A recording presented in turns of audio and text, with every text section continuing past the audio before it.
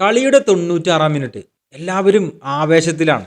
ആര് ജയിക്കും? സ്കോർ 2-2 നിൽക്കാണ്. ഡ്രോ ആയിട്ട് നിൽക്കുന്ന സമയമാണ്. അങ്ങനെ ടീം എയിലെ അറ്റാക്കർ ഡിഫൻഡേഴ്സിനൊക്കെ ഓപ്പോസിറ്റ് ടീമിന്റെ ഡിഫൻഡേഴ്സിനൊക്കെ മറികടന്നിട്ട് ഗോൾ പോസ്റ്റിന്റെ മുന്നിലേക്ക് എത്തുകയാണ്. പെനാൽറ്റി ഏരിയയിലാണ്.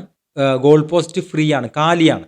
ആ സമയത്ത് ആ ഒരു സെക്കൻഡിന്റെ വളരെ ചെറിയൊരു അംശം അദ്ദേഹം ഒന്ന് ചിന്തിക്കുന്ന സമയത്ത് പുറകിൽ നിന്നും ഡിഫൻഡർ വന്നിട്ട് പുഷ് ചെയ്യുമ്പോൾ ഈ അറ്റാക്കർ താഴെ വീഴുന്നു.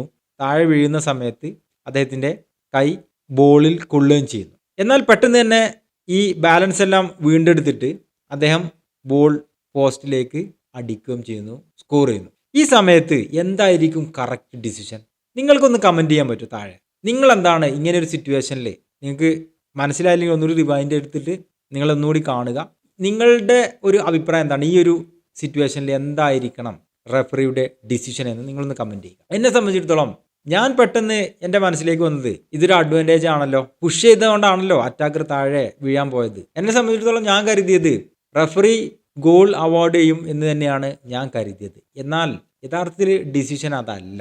ഈ ഒരു കാര്യം, ഈ ഒരു ടോപ്പിക്ക് ഞാനിവിടെ കൊണ്ടുവരാനുള്ള വേറൊരു കാരണം കൂടിയുണ്ട്. നമുക്കറിയാം സെവൻസ് ഫുട്ബോളിലൊക്കെ മുമ്പൊന്നും കേൾക്കാത്ത ഒരു ന്യൂസാണ് ഇപ്പോൾ ഇങ്ങനെ നിരന്തരമായിട്ട് കേട്ടുകൊണ്ടിരിക്കുന്നത്. റെഫറിമാരെ കയ്യേറ്റം ചെയ്യുന്നു എന്നുള്ളത്. റെഫറിമാരെ കയ്യേറ്റം ചെയ്യുന്നത് മാത്രമല്ല, എന്നിട്ട് ഇത് കളിയുടെ സ്പിരിറ്റിൽ സംഭവിക്കുന്നതാണെന്ന് തുടങ്ങിയിട്ടുള്ള റോങ് ഫിലോസഫീസും പറഞ്ഞിട്ടാണ് ഇപ്പോൾ കാര്യങ്ങൾ നടക്കുന്നത്. ഉമ്മാനെ തച്ചാലും രണ്ട് പക്ഷം എന്ന് പറഞ്ഞതുപോലെ റെഫറിയെ തച്ചാൽ ഈ തച്ചതും കുഴപ്പമില്ല, പിന്നെ ഒരു മാസം ബാന് കൊടുത്താൽ അത് ഫിഫയും കൂടി ചെയ്യാത്ത കാര്യമാണെന്നൊക്കെ പറഞ്ഞിട്ട് ന്യായീകരിക്കാനുള്ള ഒരു കൂട്ടം ആളുകളുണ്ട്. യഥാർത്ഥത്തിൽ വളരെ മോശമായിട്ടുള്ള ഒരു പരിപാടിയാണ് റഫറിമാരെന്ന് മാത്രമല്ല ആരെയും കയ്യേറ്റം ചെയ്യുക എന്നുള്ളത്. അത് നമ്മൾ മനസ്സിലാക്കേണ്ട ഒരു കാര്യമാണ്. ഇനിയിപ്പോൾ വളരെ സന്നിഗ്ധമായ ഒരു ഘട്ടത്തിൽ നമ്മളൊന്ന് പ്രതികരിച്ചു എന്നുള്ള കാര്യമല്ല ഞാൻ പറയുന്നത്. എന്നാൽ ഇതിങ്ങനെ നിരന്തരമായിട്ട് ചെയ്യുക, എന്നിട്ട് അതിന് റോങ് ആയിട്ടുള്ള ഫിലോസഫീസ് പറയുക, എന്നിട്ട് ഈ കളിയുടെ സൗന്ദര്യം കംപ്ലീറ്റ്ലി നശിപ്പിക്കുക, അത് വലിയ നല്ല കാര്യമൊന്നുമല്ല.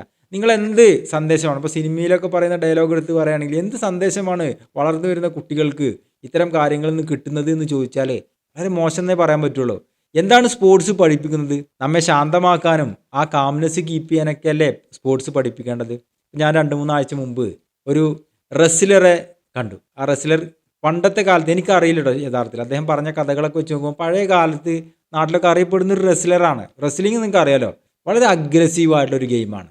അപ്പം ആ ഒരു റെസ്ലിംഗ് സ്പോർട്ടിൽ നിന്നും അദ്ദേഹം നേടിയെടുത്തൊരു കാംനെസ് ഉണ്ട്. എത്ര ശാന്തമായിട്ടാണ് സുന്ദരമായിട്ടാണ് അദ്ദേഹത്തോട് ഞാൻ സംസാരിച്ചതെന്നുള്ളതാണ്. അപ്പോൾ പറഞ്ഞു വന്നത് ഈ ശാന്തതയും കാംനെസ്സും ആ സമയത്ത് നമ്മളെ ഇമോഷണൽ റെഗുലേഷൻ എന്നൊക്കെ പറയും. നമ്മുടെ ഇമോഷൻസ് ഇല്ലേ, നമ്മുടെ വികാരങ്ങളെ നിയന്ത്രിക്കാനുള്ള കഴിവ്, ഇതൊക്കെ സ്പോർട്സിൽ നിന്നും നമ്മൾ അച്ചീവ് ചെയ്യണം, നമ്മൾ നേടിയെടുക്കേണ്ട കുറച്ച് കാര്യങ്ങളാണ്. അതൊന്നും അച്ചീവ് ചെയ്യാതെ നമ്മൾ വെറുതെ കുറേ ഫിലോസഫിയും പറഞ്ഞ് വെറുതെ കുറേ കച്ചറയും അടിയും പിടിയും ഉണ്ടാക്കിയിട്ട് നടന്നുകൊണ്ട് കളിയിൽ നിന്നും കിട്ടേണ്ട ആ ഒരു അന്തസത്ത നമുക്ക് നഷ്ടപ്പെടുന്നുണ്ട്, ഇതിൻ്റെ സൗന്ദര്യം നഷ്ടപ്പെടുന്നുണ്ട്. നമ്മൾ യഥാർത്ഥത്തിൽ മനസ്സിലാക്കേണ്ട ഒരു കാര്യം തന്നെയാണ്. എനിവേ, നമുക്ക് ഈ ഒരു ഞാൻ നേരത്തെ പറഞ്ഞ ആ ഒരു സാഹചര്യത്തിലേക്ക് തിരിച്ചു വരാം.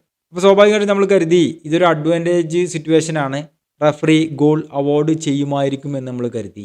യഥാർത്ഥത്തിൽ അവിടെ ഗോളല്ല റെഫറി കൊടുക്കേണ്ടത്. റെഫറി അവിടെ പുഷ് ചെയ്ത ഡിഫൻഡർക്ക് റെഡ് കാർഡും പെനാൽറ്റിയുമാണ് അവിടെ കൊടുക്കേണ്ടത് എന്നാണ് നിയമം പറയുന്നത്. മനസ്സിലായോ? അപ്പോൾ നമ്മൾ പെട്ടെന്ന് തന്നെ ജഡ്ജ് ചെയ്യുന്നു. നമുക്ക് അറിയാത്ത, ഇപ്പം ലോ ഓഫ് ദ ഗെയിം എന്നൊക്കെ പറഞ്ഞു കഴിഞ്ഞാൽ കളിയുടെ നിയമമൊക്കെ പഠിക്കാനൊക്കെ എളുപ്പമാണ്. ഗൂഗിളിലൊക്കെ സെർച്ച് ചെയ്താൽ അടിപൊളിയായിട്ട് പഠിക്കാൻ പറ്റും. ഒരുപാട് മെറ്റീരിയൽസ് ഗൂഗിളിലൊക്കെ അവൈലബിൾ ആണ്. എന്നാൽ എല്ലാവർക്കും അതിനുള്ള സാഹചര്യങ്ങളും പിന്നെ അതിനുള്ള കഴിവൊന്നും ഉണ്ടായിക്കൊള്ളുന്നില്ല. അപ്പോൾ അത് നമ്മൾ മനസ്സിലാക്കണം, അത് നമ്മുടെ ലിമിറ്റേഷനാണ്. നമ്മൾ ഈ റെഫറിമാർ ഇതൊക്കെ പഠിച്ചിട്ടാണ് വന്നിട്ട് ചെയ്യുന്നത്. ഇനി മിസ്റ്റേക്ക് ഇല്ല എന്നല്ല ഞാൻ പറഞ്ഞു, മിസ്റ്റേക്കുകളൊക്കെ സംഭവിക്കാം. അവർക്ക് വളരെ അഡ്വാൻസ്ഡ് ആയിട്ടുള്ള ട്രെയിനിങ്ങളൊന്നും കിട്ടുന്നില്ല, ലോകോത്തര ട്രെയിനിങ്ങളൊന്നും അല്ല കിട്ടുന്നത്. കിട്ടാൻ വേണ്ടിയിട്ടുള്ള സാഹചര്യങ്ങളും അവർക്ക് ഈ ഫുട്ബോളിൽ നിന്ന് ഉണ്ടാവുന്നില്ല. കാശുള്ള ആളുകളൊക്കെ പോയിട്ട് ട്രെയിനിങ് അറ്റൻഡ് ചെയ്യുന്നതല്ലാതെ. കാരണം ഒരു റഫറിക്ക് കിട്ടുന്ന കാശൊക്കെ നിങ്ങളൊന്ന് ആലോചിച്ച് നോക്കുക, നിങ്ങളിന്ന് അന്വേഷിച്ച് നോക്കുക. ISL നിയന്ത്രിക്കുന്ന റഫറിക്ക് കിട്ടുന്ന തുകയൊക്കെ നിങ്ങൾ ഗൂഗിളിൽ സെർച്ച് ചെയ്ത് നോക്കുക. അപ്പോൾ നിങ്ങൾക്ക് മനസ്സിലാക്കാൻ പറ്റും എത്ര തുലവും തുച്ഛമാണ് അവർക്ക് കിട്ടുന്ന കോമ്പൻസേഷൻ എന്നുള്ളത്. ഇപ്പോൾ KPL റഫറി ആയിട്ട് നിൽക്കുന്ന ആളുകളെയൊക്കെ നിങ്ങളൊന്ന് പിന്നെ കണ്ടിട്ട് സംസാരിച്ച് നോക്കൂ, എത്രയാണ് അവർക്ക് കിട്ടുന്നത്. അപ്പോൾ അത്രയും കുറഞ്ഞ തുകയെ കിട്ടുന്നുള്ളൂ. അത് വെച്ചിട്ടുള്ള ആ ലിമിറ്റഡ് ഫെസിലിറ്റീസിൽ നിന്നാണ് അവരുടെ പാഷൻ കൊണ്ട് റെഫറിയൊക്കെ ആയിട്ട് ഓരോ ആളുകൾ വരുന്നത്.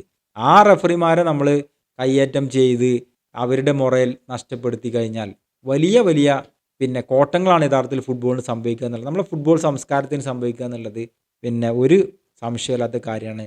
എനിവേ ഞാൻ ഇങ്ങനെ ഒരു കാര്യം കൂടി എഡ്യൂക്കേറ്റ് ചെയ്യാൻ വേണ്ടിയിട്ടാണ് ഇവിടെ ഇങ്ങനെ ഒരു വീഡിയോ സെഗ്മെൻറ്റ് ചെയ്യാമെന്ന് കരുതിയത്.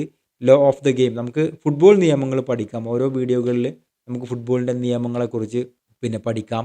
എന്നിട്ട് നിങ്ങളുടെ ആക്റ്റീവായിട്ടുള്ള പാർട്ടിസിപ്പേഷനും ഇതിൽ വേണം. നിങ്ങളുടെ കമൻറ്റുകൾ വേണം, നിങ്ങളുടെ നിഗമനങ്ങൾ താഴെ നിങ്ങൾ കമൻ്റായിട്ട് ചെയ്യണം.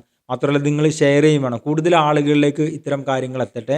ഞാൻ ഈ വിഷയത്തിൽ എക്സ്പേർട്ടല്ല, പക്ഷേ എക്സ്പേർട്ടുകളോട് ഞാൻ സംസാരിച്ചിട്ടുണ്ട് അവരെ നമ്മുടെ വീഡിയോകളിൽ കൊണ്ടുവരാൻ വേണ്ടിയിട്ട്. ഈ ഒരു വിഷയം കൂടി ഒരു സെഗ്മെൻ്റായിട്ട് ലോ ഓഫ് ദ ഗെയിം നിങ്ങൾക്ക് നമ്മുടെ ProMK ചാനലിൽ ഇനി മുതൽ കാണാവുന്നതാണ്. അടുത്ത വീഡിയോ വരേക്കും ഗുഡ് ബൈ.